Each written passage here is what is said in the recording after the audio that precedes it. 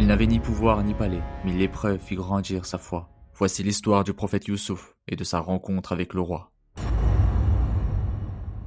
7 années passèrent, 7 années de patience dans l'ombre des murs de la prison.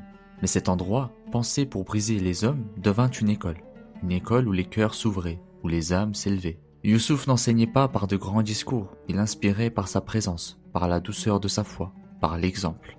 Et pendant que les barreaux enfermaient son corps, dehors, le destin avançait. Une nuit, le roi fit un rêve qui le réveilla en sursaut. 7 vaches, grasses, mangeant tranquillement dans les champs. Puis 7 vaches, maigres, venues dévorer les premières. 7 épis de blé, verts, solides. Puis 7 autres, desséchés, courbés sous le vent. Le roi sentit que ce rêve portait un message, mais il ne savait pas lequel. À l'aube, il convoqua les sages, les devins, les interprètes. Tous restèrent sans voix.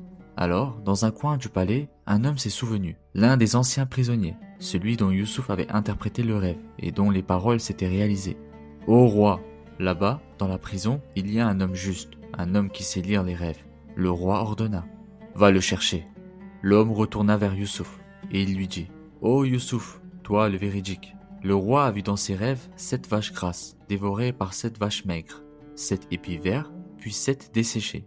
Dis-nous ce que cela signifie. » Youssouf écouta, puis répondit simplement « Pendant 7 années, vous cultiverez la terre et vous ferez des réserves.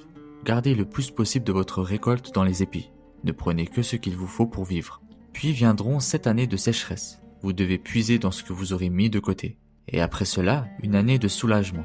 La pluie reviendra, la terre donnera à nouveau ses fruits. » Quand ces mots furent rapportés au roi, il fut frappé par la sagesse de cette interprétation. Alors il ordonna « Faites-le venir, qu'il sorte de sa prison. » Mais Youssouf répondit « Pas avant que la vérité soit dite. Interrogez les femmes qui ont parlé contre moi. Demandez-leur ce qui s'est réellement passé. » Le roi fit convoquer ces femmes, et surtout Zuleyha, la femme du ministre, celle qui avait tendu le piège. Face à la vérité, elles baissèrent les yeux, et Zuleyha dit « Maintenant la vérité éclate.